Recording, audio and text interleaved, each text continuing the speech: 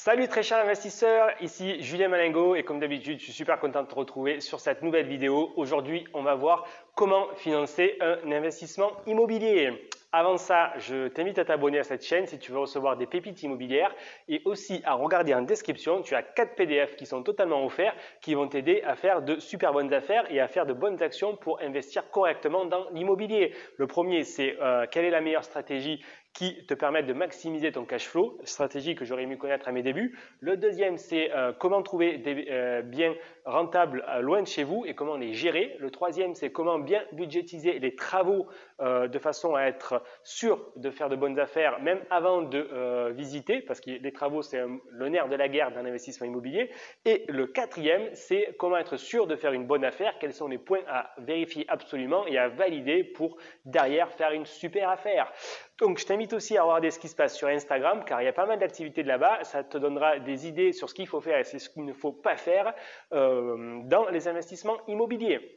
Donc, le sujet du jour, c'est comment financer son investissement immobilier. La réponse, elle est claire, elle passe par le prêt bancaire parce qu'aujourd'hui, il est vraiment lunaire, je dirais, d'investir de l'argent qu'on peut avoir personnellement pour acheter de l'immobilier cash. Les taux sont tellement bas, l'argent coûte si peu cher que votre argent, si vous en avez, il est bien mieux placé sur d'autres comptes plus rémunérateurs que de l'utiliser pour acheter de l'immobilier. Il faut vraiment utiliser l'effet de levier de l'emprunt bancaire pour arriver à lever des fonds et acheter de l'argent quelque part, acheter l'immobilier avec de l'argent qui ne vous appartient pas et qui va être remboursé par vos locataires. C'est ça la beauté de la chose de l'immobilier. Donc ça, c'est le but ultime. Maintenant, on va voir comment est-ce que vous pouvez le faire. Parce qu'en fait, en réalité, acheter un bien immobilier, eh ben, c'est très facile. Il suffit d'avoir un CDI quelque part ou de l'épargne. Vous allez voir le banquier et vous dites que vous voulez acheter ce bien. Il vous finance. Aujourd'hui, en France, c'est merveilleux. C'est les portes ouvertes au financement à partir du moment où vous avez une situation assez stable et que le banquier voit que vous n'êtes pas dans le rouge à la fin du mois.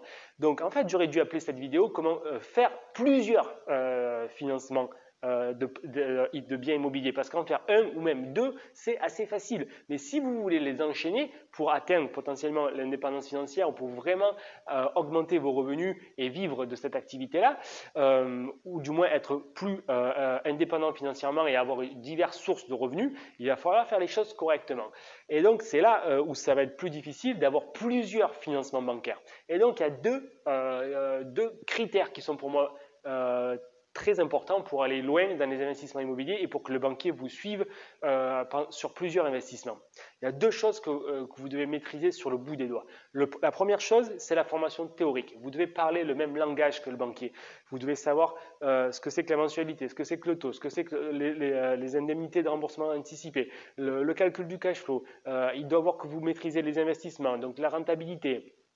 Il doit voir que vous avez étudié votre dossier, il doit savoir que vous devez savoir qu'il prend 70% du loyer, vous devez savoir les prix du marché d'achat, les loyers dans la zone d'investissement où vous allez, vous devez savoir le coût des travaux, vous devez vous projeter comme un professionnel avec des plans pour y montrer par A plus B que vous savez vraiment ce que vous faites et que ok, il vous donne l'argent sur un premier, sur un deuxième, sur un troisième, il sait que vous êtes un professionnel et que vous ne prenez pas de risque sur cet investissement-là parce que lui, il veut éviter absolument les risques. Donc ça passe par le comportement.